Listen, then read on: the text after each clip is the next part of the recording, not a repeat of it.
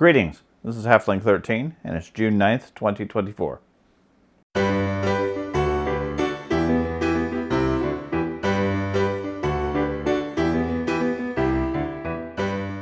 Greetings, this is Halfling 13. It's June 9th, 2024, and this is our 6th viewport into the behind-the-scenes news, information, and updates on our channel and activities on YouTube.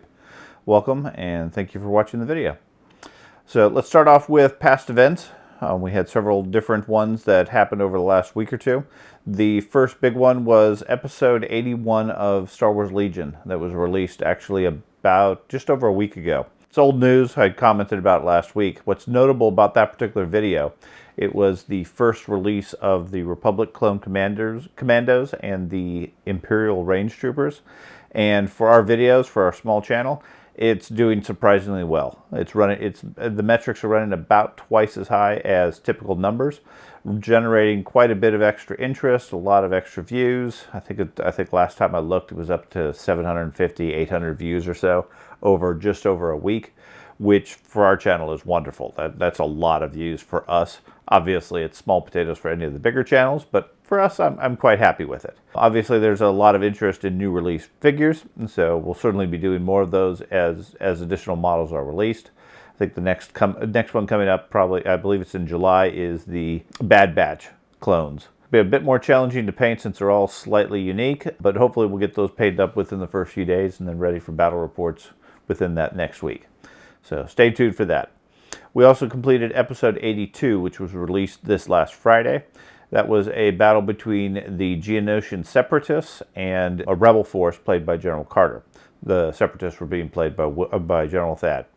It turned into a relatively short game. I won't spoil too much of it, but we only lasted till I believe about the end of turn 3, at which point it was a moral victory, I would say, for one side. The spirit of one of the players was functionally crushed at that point. Didn't have any desire to go on, and we conceded rather than fight through the endless deaths and losses and so forth of the rest of the war. So, still a fun battle, very interesting. It's a strong reason why I encourage all our players to try to play the same army with little tweaks rather than a completely new army every time, because a lot of the tactical mistakes that I think were being made were because of lack of experience with the particular units or the combination. A lot of the models are very unique, very fun. They have lots of challenges, but the game is functionally a keyword-driven game. So unless you know exactly how all the keywords work and how they relate and all your opponent's keywords, you're at a serious disadvantage. So continuously changing your army certainly contributes to that, makes it that much harder. So either way, the game was fun. Everybody had a good time. No hard feelings at the end of it, so we count it as a win regardless. So that's where we were with Legion. We also did have planned a Warhammer Fantasy Roleplay session. Unfortunately, that was scheduled for last Wednesday to get back to our Warhammer game. Unfortunately, life got in the way. We had numerous conflicts, and I believe it ended up being 4 players were unavailable out of our 6 or 7. So we ended up having to cancel the game and rescheduling. That's coming up this next week, Wednesday, to resume that game and continue the exploration of the moat house south of Commandant, is what was the town where everybody was at this point. So tune in for that and see the latest. Our Warhammer role-playing seems to be gaining a fair bit of interest, at least for our role-playing channel.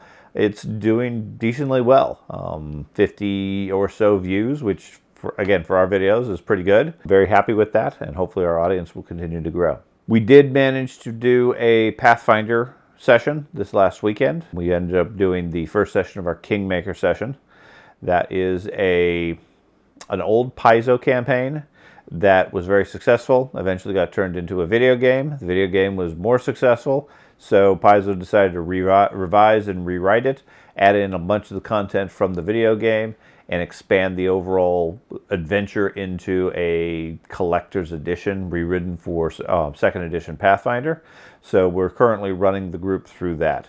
Session 1 was their meet and greet at a hero's feast in Brevoy, where the Queen gave them the basic premise of the storyline, which is that they're to set out into the wilderness, into a region known as the Stolen Lands, establish a kingdom, bring peace to the chaos, eliminate bandits, clear out monsters, etc., and establish a new holding in the area in order to benefit trade and so forth. The Hero's Feast was an opportunity for the players to interact with a host of NPCs, some of which, or many of which, will end up being important later on in the story. It gave them a framework of what the background was, what was going on, and some of the intrigue that was built into the storyline.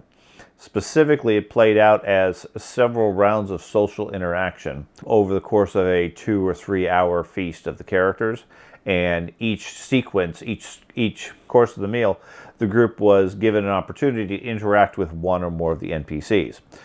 I would say I was very pleasantly surprised and quite happy to see several of the players really embrace the concept and make a strong effort to either get to know particular NPCs, bits of the background, or just the other players. Part of the premise here on this game was the group started off effectively not knowing anybody.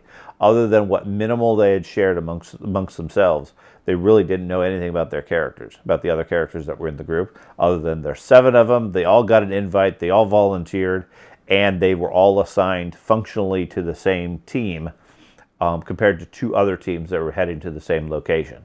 But the 2 other teams were much more formal. They had organization. They already had some background together, versus all the extras were just sort of lumped into one team, i.e. the group.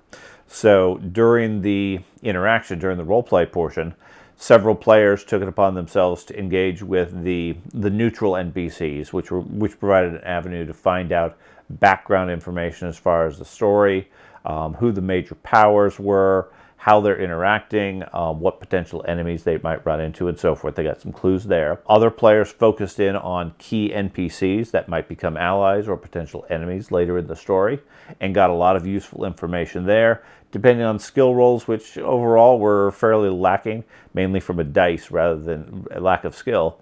They managed to get some decent contacts, some friends, some potential allies later on. In a couple of cases, they alienated a few people, but nothing really severe. But they were able to get, again, some useful information that later on in the story could be useful depending on whatever happens in the rest of the adventure. And then the third situation is we had 1 or 2 characters that actually took it upon themselves not to interact with all the unknown NPCs, but to actually get to know the group themselves. So they went around and introduced themselves to the specific group, and by doing that, it not only gave their character some interaction, some relationship, but also gave the player an opportunity to explain what their character was to the rest of the group, who of course were all taking notes, paying attention, etc., and figuring out all this background. So overall, I was quite happy with the overall event. That then naturally led into the next encounters and so forth, and they're currently working their way through Chapter 1 at the palace and the intrigue that's there. So again, I'm not going to spoil it. If you're interested, feel free to please watch the video, leave a like, subscribe, etc., all the usual stuff and everything. Fairly lengthy video as usual. Most of our games tend to come in around 3 or 4 hours, but I think it was fairly entertaining. The group seemed to have a lot of fun. The other thing I should note is Kingmaker was re-released, like I said, as 2nd edition as a remaster version for Paizo, and as part of it, they released a professionally developed module for Foundry Virtual Tabletop. That's the virtual tabletop that we use for all of our games, either as a reference, as in the case of our Traveler campaign, or in the case of Pathfinder, as much of the automation as possible. Pathfinder does tend to be very numbers heavy, math heavy, bookkeeping heavy, etc. The software lets us really try to streamline that a lot.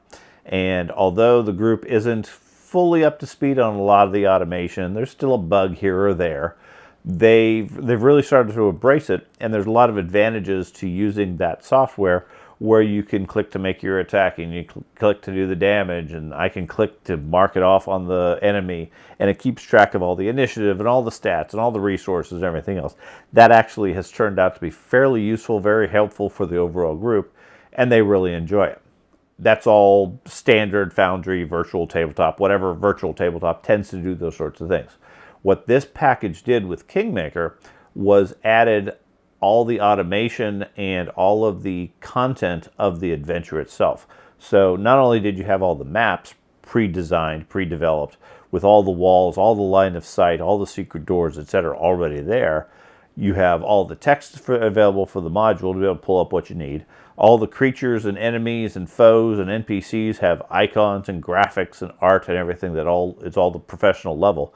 But it also includes the full soundtrack from the video game, all keyed to specific locations. There's a lot of other modules that have been developed and have added in that are third party that also added some functionality. One the group really latched on and really enjoyed was a loot module that when you defeat an NPC or you have an NPC or you just search a room, you can double click on the item there and it will bring up an interface where you are effectively looting, and you can see the items that are there, you can drag them over to your character, transfer them, etc. So what I was able to do during the game is they were in a combat and they'd defeat some of the enemy, and half the group would go on and continue fighting, and some of them would stop to loot the bodies in the middle of combat. Traditionally, what we would do is we'd fight the battle, everything would win, everything would calm down, and then we'd just give a checklist of all the treasure the group ended up finding, which was very non-intuitive, or it didn't really flow very well. It took you out of the story and the action. In this case, if they had a quiet time or didn't quite want to engage the next person, they simply went off to the side and looted, and they could take whatever they wanted from the body or the chest or whatever, transfer it to their characters, and the rest of the group weren't any wiser. They didn't see what was going on unless they were specifically paying attention. And although I could see potential problems with it from a partnership player standpoint, everybody really enjoyed it. It worked very well. Everybody really embraced it, and the software and everything. So there was a lot of comments later in the game how much better that software has gotten at this point, beyond just the basic personal field of vision and movement tracking and all the other inventory and everything. So if you get a chance to take a look at it and watch it, by all means, watch the video again. Like I said, Foundry VTT is the software we use. It's very, in my view, it's a very good piece of software. Works very well for us once you get used to all the options. And overall, like I said, very happy with the overall setup. You also hear on the video, at least for that session, we're able to play the soundtrack. For the group, it's playing fairly low. I was able to record it separately as a clearer soundtrack on the video. And fingers crossed, I don't believe it's copyright limited, at least not at the volume or quality that we're playing it at. So we didn't get a copyright strike, which means conceivably someday I might be able to monetize. Not really worried about that. We don't have the viewership or the participation, so it's not really a factor. And I'm not really worried about monetizing somebody else's work. I would much rather them get the credit. But that was a concern for the rest of the stuff that I was doing, that maybe it would get a copyright strike. From what I've seen so far, it doesn't, or hasn't yet. Not to say it won't sometime in the near future. The other area, switching topics slightly, is 3D printing. I've been experimenting with a software called Viewport, which, if you're unfamiliar with it, I stumbled upon it this last week while I was looking at some other stuff and really liked the concept. If I can try to explain it clearly, it is basically a technology that takes a two-dimensional picture, whatever picture you want, and converts it into a three-dimensional 3D printed model that, by using different layer thicknesses and some transparency qualities of filament, sort of blends and creates a thin, near photo quality picture of the piece. And I'm showing, you should be seeing a copy of the sample I did, the test. It's not perfect by any means, and if you get real close, you can obviously see the flaws. But from a distance where the color blends in, it works really well. It's very similar to the old dot matrix style printers, and even the fancier printers that just don't have a lot of resolution, where it's putting different colors in different areas, and by the mix of it, it tricks your eyes into seeing different shades. And by varying the layer, the thickness, and what order the colors go down, it makes this coloration on the piece. And I was very pleasantly surprised about how well it worked. In my case, I printed this particular model on my Prusa MKS3, or MK3S, I think is the model. Single filament printer, doesn't do multicolor. I never bought those modules or anything like that. This does the whole thing, and what you do is you put in stop commands in the middle of the print, or pause commands, and it gives you the opportunity to swap out the filament, put a different color in, continue printing a couple more layers, then swap the next color and so forth. So it's a bit manual intensive along those lines, depending on how complex your picture is, but not really very complicated, not very painful. It's just a matter of making some filament swaps on an occasional basis, which didn't really cause any major issue. If you have a multi-material add-on to whatever printer you use, it'll do that automatically and switch the colors, at which point it obviously is much easier. So overall, I was very happy with it. It is paid software, so I was running some tests and using some sample models instead rather than purchasing it and going from there, because honestly I wasn't sure if my printer was tuned well enough to be able to actually get any real value from it. But the Prusa at least seems great for it. It runs it well. It is a slower print because it's basically 100% infill, but it's a very thin print, so it's not really a whole lot of material. It's just slower on that because it's laying out so much material. So if you get a chance and you have that interest in those lines, take a look at HueForge software. For us, my plan is to use this for artifacts and mementos related to our campaigns. We have a lot of AI artwork that's been generated for the various characters for their portraits and so forth. And I was looking at possibly turning those into these sorts of panels to have either a wall display or something like that representing the overall group. I need to do a little bit more fine tuning with the specific colors. This test I ran was basically what colors I had, and I just threw them in and said, okay, let's see what the results are. But now that I know that the tool works and the technology is good, I can get some more specific colors, maybe some shades of gray and so forth. The software can handle, I think it's up to 16 colors or more, or layers and different colors, and you can program whatever colors you want. So it really has a lot of flexibility and can get a lot of resolution on it, and should turn out fairly well. So as I get some other examples, I'll show those off. I'm really kind of intrigued from it. I don't know how much of a marketing option it is, but it's very interesting technology and worth taking a look at. And for my own hobby use, I think it's an interesting experiment. So the other piece that I've been working on to do a little bit more show and tell is a organizer for Legion. Let me see if I can get it such that you can see it clearly, at least with the shadows and so forth. But basically, Legion has lots and lots of parts. Range rulers, movement sticks, dice, deployment markers, various other tokens, and so forth. And over the time that we've been playing, quite a few of those are broken, specifically the range rulers. They're very fragile at the ends, and as they get waved around, they snap and break, at least where the connectors are. The movement sticks, they work, but eventually the little joints where they connect, those will snap off and break. So rather than purchasing more, since I have a 3D printer, I opted just to print alternatives, 3D model ones, that, again, you can freely available from Thingiverse. We use those. And the advantage being that I can print them in blue or red, specific to the various players that we have. So that makes it very clear on the video which players go and what's their range markers, etc.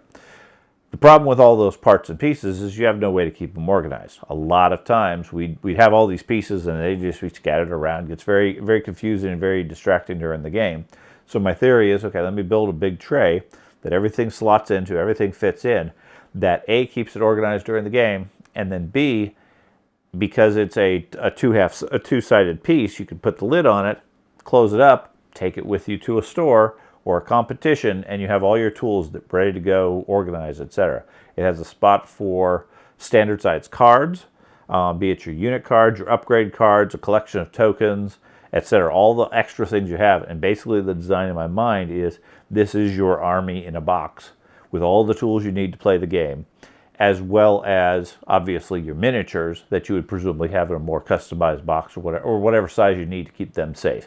It's hard to 3D print something that's universal for those, but everything else effectively fits in this, and the design works really well. With the suggestion of Josh, one of our Legion players, I designed fairly quickly some basic deployment markers, some corners, some straights, etc.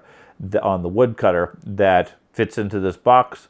Works really well. We used them in our most recent game, and helps put the deployment markers out in a very visible way on the board where both players can see it, and you have enough markers you can put several of them out there rather than the basic cardboard ones that come with the game.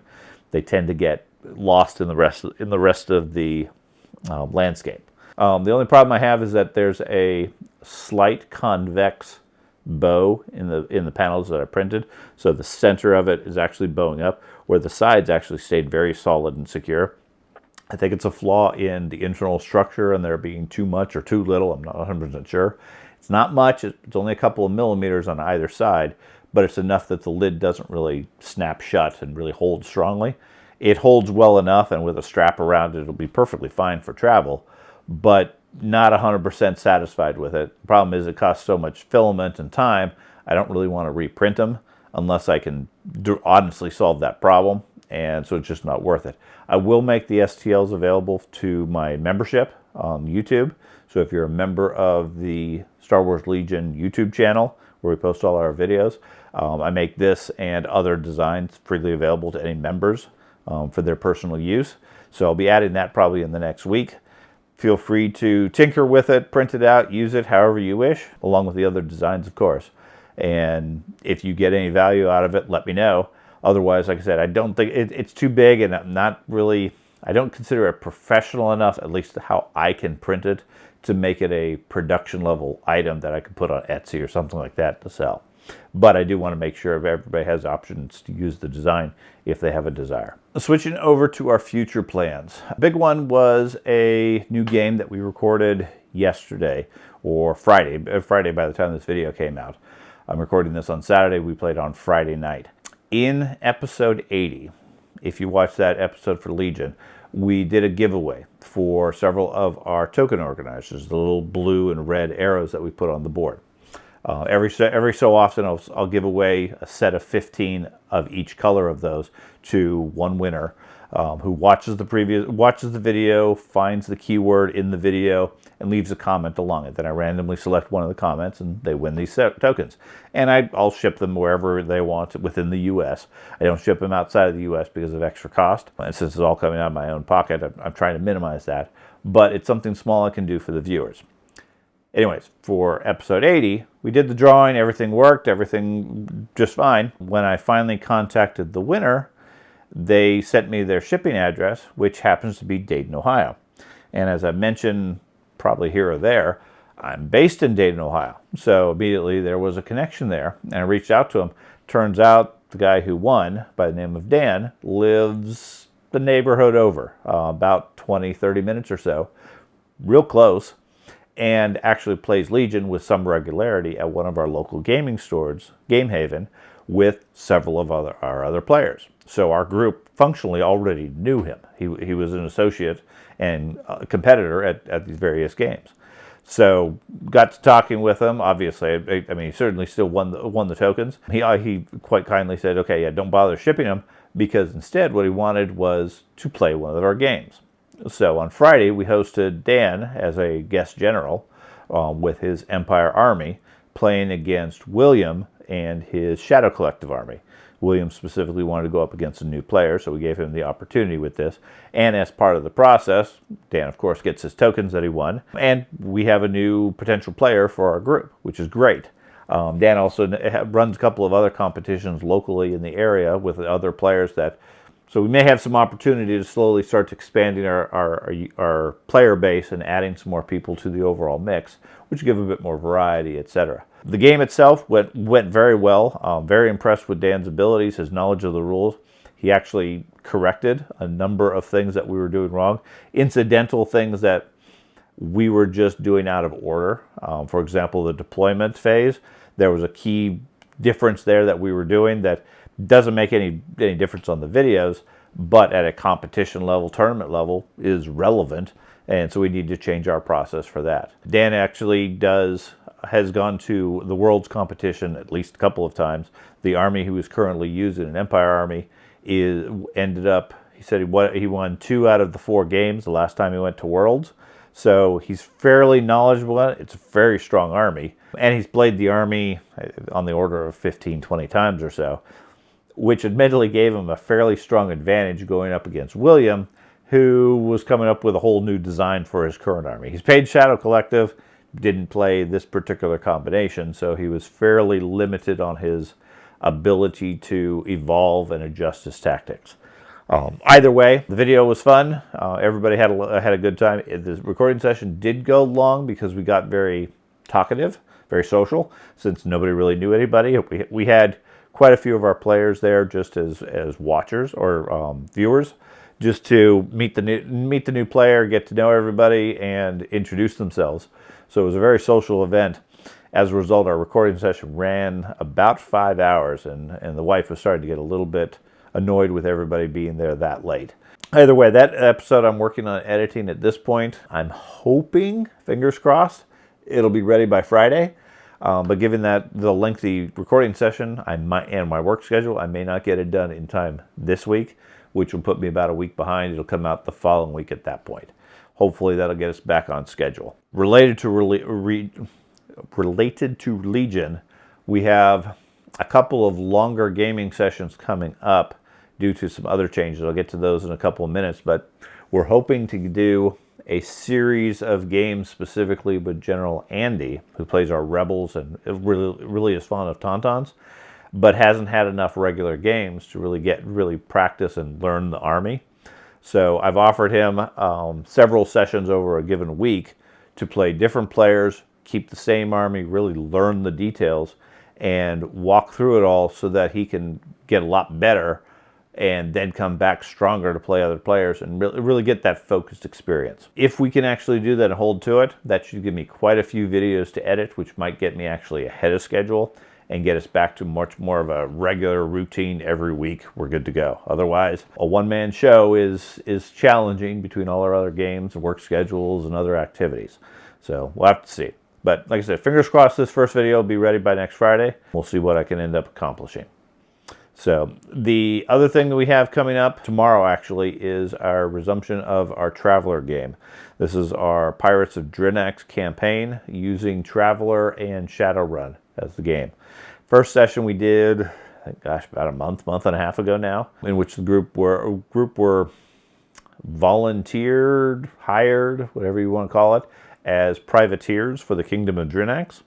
And then tasked with investigating a series of pirate attacks in nearby systems. They did so. They headed out after a bit of role-playing and investigation, figuring out what the concept is and so forth, and managed to get to the Torpal system, where they're currently investigating what's going on and trying to get some framework. There's lots of different subplots and missions and so forth.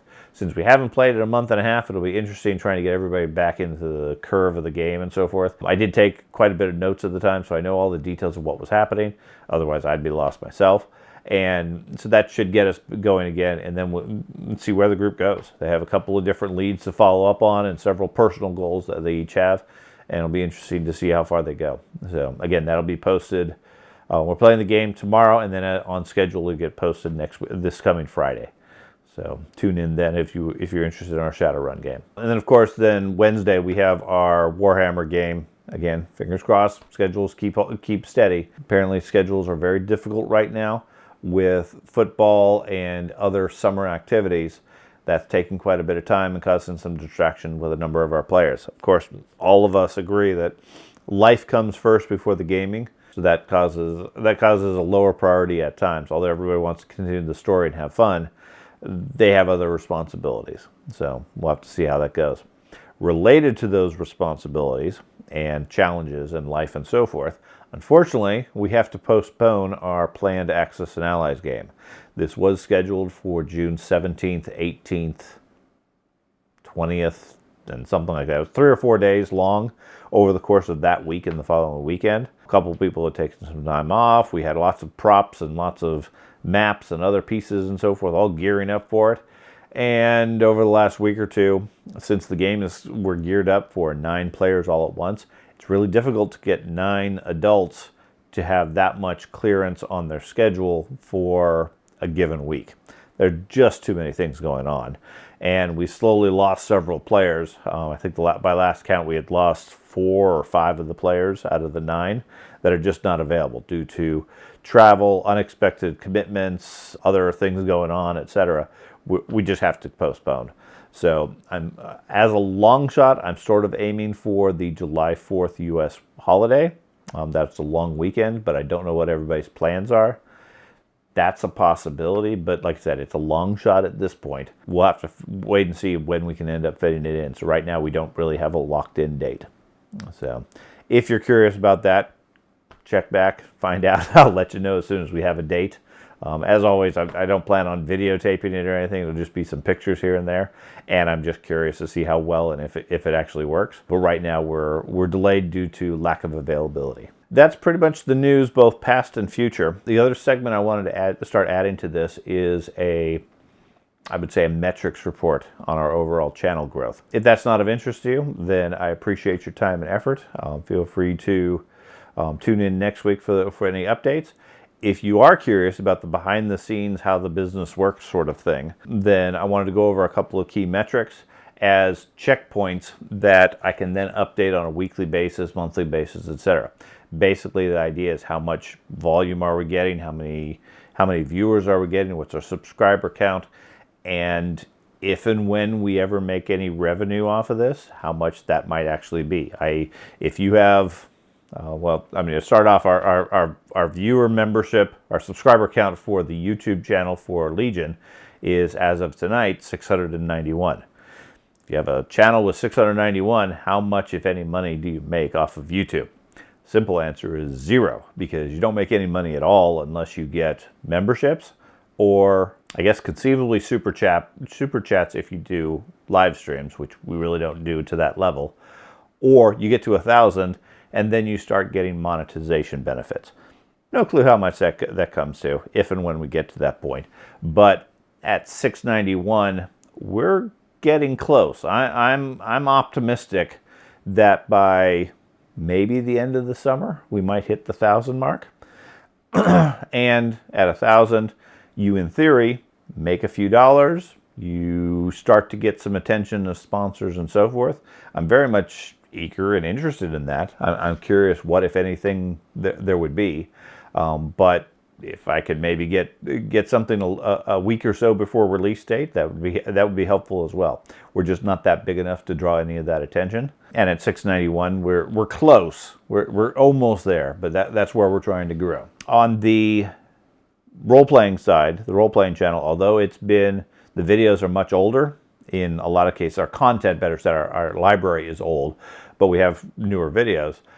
There just isn't the draw. Not surprisingly, watching another group play a game for 3 or 4 hours isn't all that exciting or engaging, so our membership is always fairly low. We do have a couple of regulars, and I appreciate everybody who tunes in and watches the games. By all means, continue to do so. But our viewership right now is coming in at about 64 subscribers as of the last count today. Don't really expect it to grow. It's grown maybe 1 or 2 every few months. It's not a fast thing. That's part of the reason why we separated out the Legion, because Legion wargaming and role-playing games are not really aligned very well. And Legion got a lot of interest, but then we were slowing it down because of the role-playing. But that's part of the reason why I put these videos here, so that it helps the engagement there, because, like I said, I want people to watch them and enjoy them, or at least let us know what we're doing wrong and how we can make it more interesting. It's just not quite getting that way yet. Someday, maybe. But I'm not really holding my breath on that aspect. For us, it's a simple thing to record and a simple thing to process, and if one person out there gets some enjoyment out of it, so much the better. I'm all for that. So on the other websites, specifically our main website, halfling13.com, the main metric I check there is visits to the website. So if you haven't been to our website, it's a good resource for behind the scenes rules, house rules, mechanics, postings, news, etc. All the miscellaneous things that happen throughout the week. I generally post a copy of a text version of whatever on that website as well, as a secondary publish for whatever it is we're talking about at the time. In the month of May, and I'm looking at my notes for this, we got 289 views, which again, for my little website, I like that. That's a great number. For any other website, that's nothing. It's a small presence there. So far in June, we've had 93 views, and as early as it is in June, That's pretty good trending. We're set to beat the 290 or 289 or so in June because of involvement and engagement and so forth. So more people are visiting the website. We're driving more traffic. All good. I like it. For social media, we use, or I always say we because it's a team effort, but really it's it's a one-man show for 90% of this. So I have chosen to use Mastodon as our social media presence rather than something like Facebook or X or something along those lines, just because I prefer more of a open source format that I can control. We run my own server. I maintain it, so I don't really have to worry about data loss or whatever, but it interacts with the rest of the Mastodon universe. And to date, we have five subscribers there that at least pay attention or somewhat follow whatever postings I put there. If you're unfamiliar with Mastodon, it's a free open source social network. Think of it sort of like a Twitter format. And I post there, whatever I end up posting on the website gets duplicated onto Mastodon. Again, just as a publication awareness sort of thing. So it's a good way just to get a snapshot of what's going on. And then the big one, which is really the only source of revenue, is our Etsy side. Several different areas I've posted different things, either items that we're trying to sell or designs or just general ideas and so forth, and reference people to Etsy. Most of my STL designs or Lightburn designs are up there as well. And a handful of them I have good enough quality that I feel comfortable actually selling for a minimal fee. So if you're interested in any of that stuff, you don't have a 3D printer, you don't have a laser cutter, etc., check Etsy. And if you like something we have there, by all means, that's a good option. That's about the only source of true revenue we have at this point. And to date, as of today, we have cleared a whopping $257. Now that is in, I want to say, just about a year's worth of time. So I'm not ready to retire based off of that. We've got a long way to go. In the month of June, we've cleared $10. Most of that is $5 here, $5 there for STL designs. It's not much, but it's helpful. It's supporting the channel. It's helping get different things. Again, because this is a one-person show or one-person effort, all the cameras, all the lights, everything else is coming out of my own pocket. So that's why it's been a slow evolution. If you go back 5 years, 10 years, or 1 year for that matter, most of our video content is pretty rough, pretty primitive, because I'm limited on the lights and the options that I have. So that's been, as birthdays come along, Christmas comes along, extra money comes along, etc. That's why I've been investing and trying to improve it. So again, as usual, any support that you can give to the channel is appreciated. Will be well used, and plenty of options there.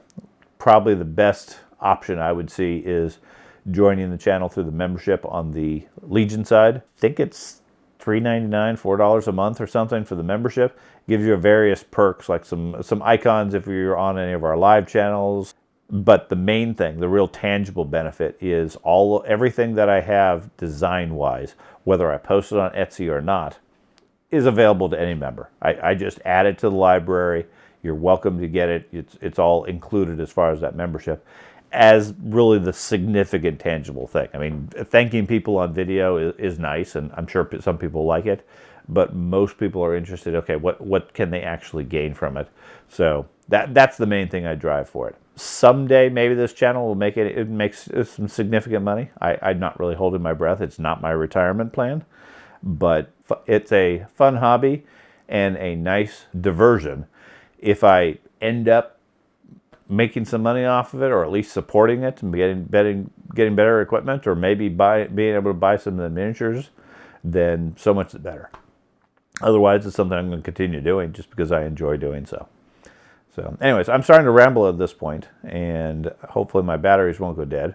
But so I'll go ahead and end at this point. Again, thanks for tuning in. Sorry for the rambling part, and I appreciate if you stayed this long at this point. We'll be back probably next week and continue probably adjusting the schedule for this, since it didn't come out on Friday. Again, scheduling has caused problems with that. I think I'm probably going to aim for a Saturday recording, Sunday release, just because that seems to be, or tends to be, the better day. Fridays are pretty busy, but again, we'll have to wait and see. Maybe I'll switch it to once every 2 weeks or some other change, or see how it goes. So again, thanks for watching, and we'll talk next week. Thanks.